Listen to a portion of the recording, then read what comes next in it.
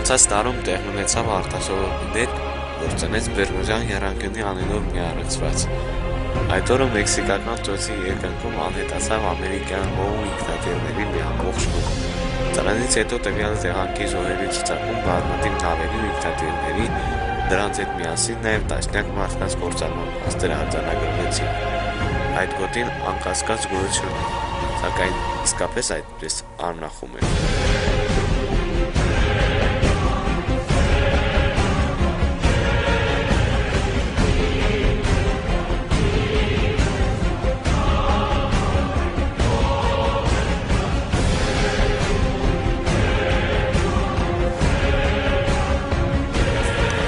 Այդ օրը 5 Avenger ինքնաթիռ օդ բարձրացան Ֆլորիդայի բազայից և ուղղություն վերցրին դեպի արևելք։ Թռիչքից 1.5 ժամ անց ավիաբազայի հրամանատարական կետում թիվ 19 օղակից առաջին տարօրինակ հաղորդումը ստացվեց։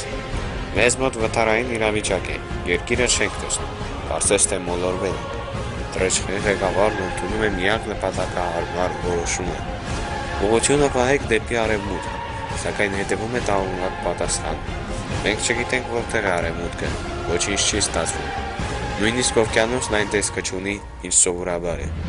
Երկրից փորձում են կողմնորոշիչ տվյալներ հաղորդել, բայց կտրուկ մեծացած մթնոլորտային խափանումների պատճառով այդ խորհուրդները ամենայն հավանականությամբ չլսվեցին։ Քիչ անց ևս մեկ տարօրինակ տեղեկություն ստացվեց։ Մենք գտնվում ենք մեքսիկական ծոցի վրա։ Դիսպեչերները որոշեցին, որ օդաչուները կամ իրենց կորցրել են, կամ ցնորվել, քանզի որ նշված վայրը գտնվում էր հորիզոնի ճիշտ հակառակ կողմում։ Եվս մի քանի րոպե անց պարզ դարձավ, որ օդաչուները զայրահեղ նյարդային վիճակում են, քանի որ եթերում ինչ-որ մեկը գոռում էր.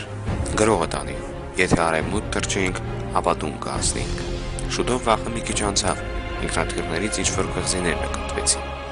Մեր ներքևում ցամաք է, տեղանքը կտրտված է, համոզված եմ, որ դա քիսն է։ Հույս ծագեց, որ նրանք արդեն կարող են կողմնորոշվել, բայց ամեն ինչ զուր անցավ։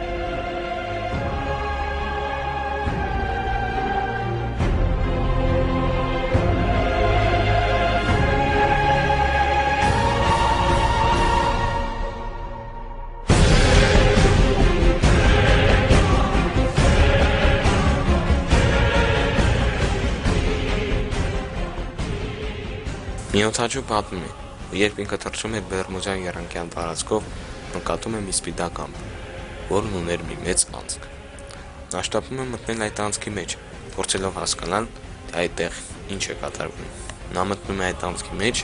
և տեսնում իր դիմաց բացված մի երկար ճանապարհ։ Մի քանի րոպեից ամպերն անհետանում են, և նա հայտնում է ճիշտ նույն տեղում, որտեղից որ մուտք էր գործել այս տարածք։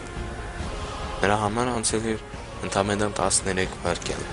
իսկ իրականում մի քանի ժամ։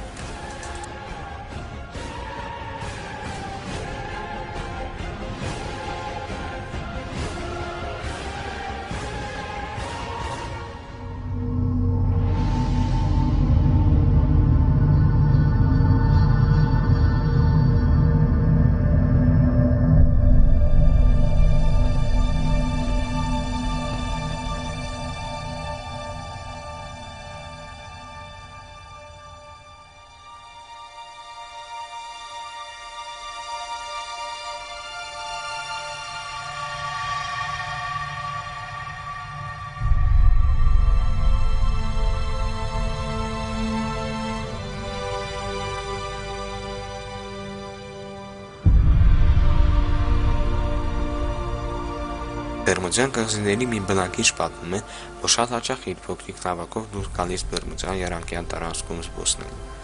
Մի անգամ նկատում է մի տարօրինակ երևույթ, մուգ ամպերի խորքում վառում էր ինչ-որ լույս։ Այն մի քանի րոպեից առաջացնում է տորնադոյի նման երևույթ։ Ինչու նման, քանի որ դա ոչ մի ավելալիք չարեց հանդարտ օվկիանոսին։ Մի քանի րոպեից այդ ամեն ինչը անհասկանալի կերպով անհետանում է։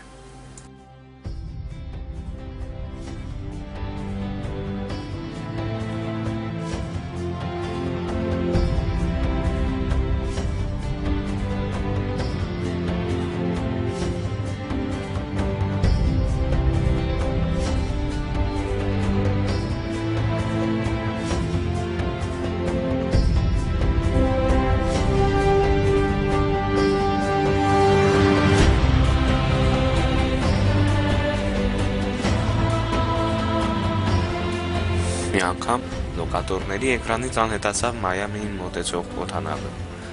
երբ 10 րոպե անց նորից հայտնվեց, նրա ներսի բոլոր ժամացույցները կանգ էին առել անհետանալու ժամի վրա։ Բնականաբար ժամանակի հետ ֆոկուսներ անող Բերմուդյան եռանկյունի մասին առաջին օրերից հետո մամուլում սկսեցին նորանոր սարսռեցնող, բայց ոչ միշտ ճշմարտացի մանրամասներ հայտնվել։ Ամերիկյան շաբաթաթերթերից մեկը 90-ականների կեսերին ամերիկյան ուսանանավի հետ տեղ ունեցած տարօրինակ դեպքի մասին պատմել է հետևյալը. 70 մետր խորության վրա նավաստիներն իբր տարօրինակ աղմուկ են լսել դրսից եւ մանր ցնցումներ զգացել։ Այն շարունակվել է շուրջ 1 րոպե։ Դրանից անմիջապես հետո նկատվել է, որ անձնակազմի մարդիկ իբր շատ արագ ծերացել են, իսկ ջրի երես լողալուց հետո արբանյակային նավիգացիոն համակարգերի օգնությամբ պարզվել է, որ սուզանավը գտնվում է Հնդկական օվկիանոսում, Աֆրիկայի արևելյան ափերից 300 մղոն եւ Բերմուդյան եռանկյունից 10,000 մղոն հեռավորության վրա։ Կարող է արդյոք Բերմուդյան եռանկյունին ժամանակային թակարդ լինել։ Այստեղ ժամանակն ընթանում է այլ արագությամբ։ Նավը կամ ինքնաթիռ ընկնելով այդպիսի տեղ դադարում է գոյություն ունենալ մեր աշխարհում եւ տեղափոխվում ապագա, անցյալ կամ էլ զուգահեռ աշխարհ։ Ասում են, որ 1993 թվականին Բերմուդյան եռանկյունում նավ է անհետացել 3 ձկնորսներով, որոնց զոհված են համարել, սակայն մեկ տարի անց ձկնորսները հայտնվել են եւ պատմել, որ փոթորիկի ժամանակ իրենց վնասած նավին, որը սկսվել է սուզվել, անսպասելիորեն մի մեծ նավ օգնության հասել, որի անձնակազմը հնաոճ համազգեստով էր ու խոսում էր հին անգլերեն լեզվով։ Ձկնորսների համար այդ ամբողջ տարին տևել է ընդամենը մի քանի օր։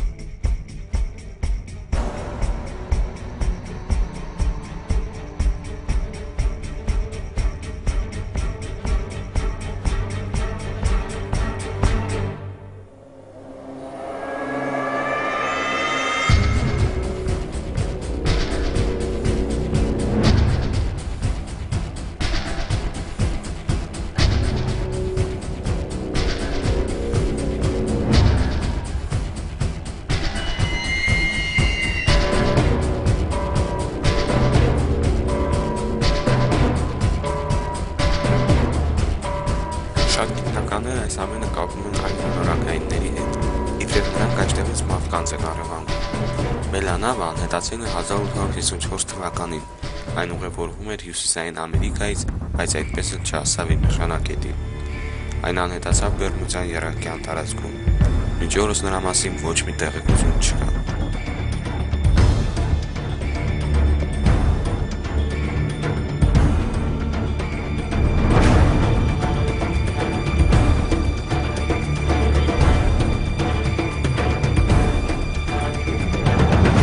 Որոշ հետազոտություններ պարզել են, որ Բերմուդյան եռանկյան մեկ ցունամին կարող է առաջացնել ավելի մեծ վնաս, քան 1000 ատոմային բոմբի էներգիան։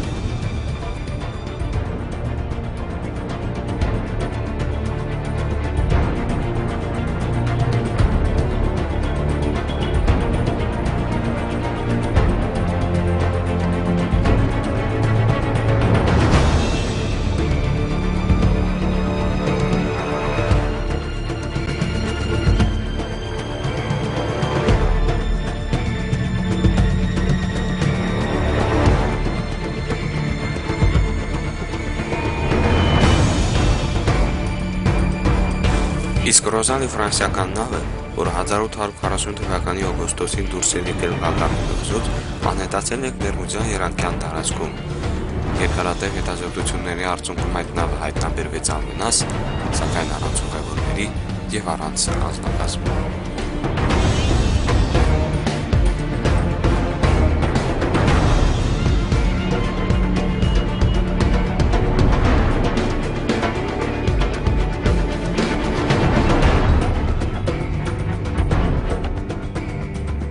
Շատերը կարծում են, որ Բերմուդյան եռանկյունին ընդհանրապես նման չի եռանկյան, այն ավելի մեծ է եւ ունի այլ տեսք։ Ջրի հատակում առկա են բարձր սարեր, որ անցքեր։ Այդտեղ ինքնիցորոմեկ տեղի ունենում փոքրիկներ, կործանարար տուրմաններ։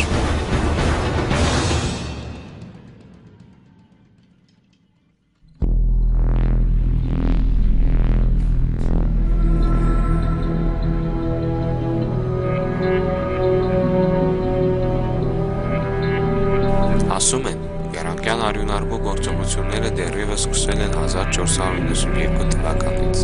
մինչդեռ շատ գիտնականներ ասում են, որ սրանք ուղղակի հորինված պատմություններ են։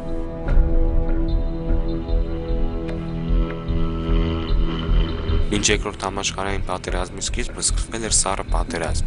Այդ ժամանակ էր, որ ԱՄՆ-ի 3 ռազմական նավերը խորտակվեցին եռանկյան տարածքում։ Ոչ մի հաղորդակցություն նրանցից չստացվեց, ամեն ինչ եղավ արագ և միանգամից։ Այժմ կնարկենք մի քանի վարկածներ։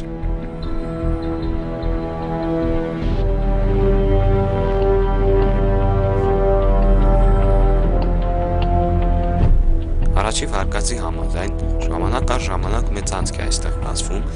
ապա իր մեջ խորտակում նավեր և միանգամից փակվում։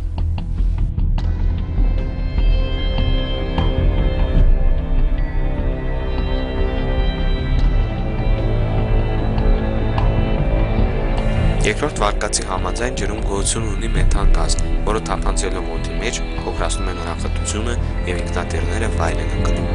Բացի այդ, մեթան գազը նվազեցնում է օդում թթվածնի պարունակությունը, ինչը շարժիչների խափանման պատճառ կարող է հանդիսանալ։ Մեթան գազը նաև ջրում առաջացնում է մեծ պղպջակներ, որոնք շատ հեշտությամբ կարող են կուլ տալ հսկա նավերին։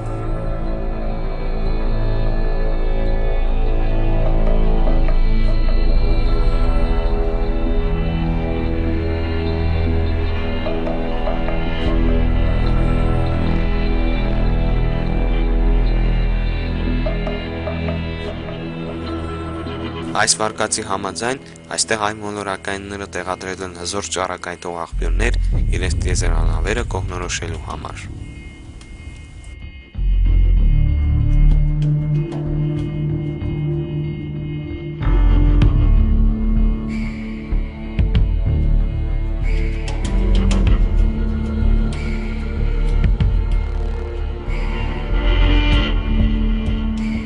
Չորրորդ վարկածի համաձայն Բերմուդյան եռանկյան տարածքում որոշ բնական երևույթների պատճառով առաջանում են ինֆրազայներ, որոնք մարդկանց մոտ առաջացնում են տագնապի զգացումներ։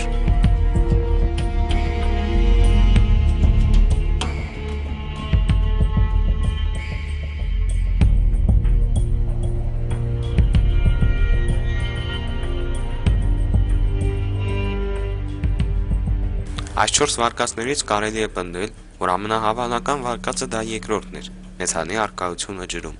Սակայն եթե այս տարածքը ընդունենք բացառիկ մեր մոլորակում,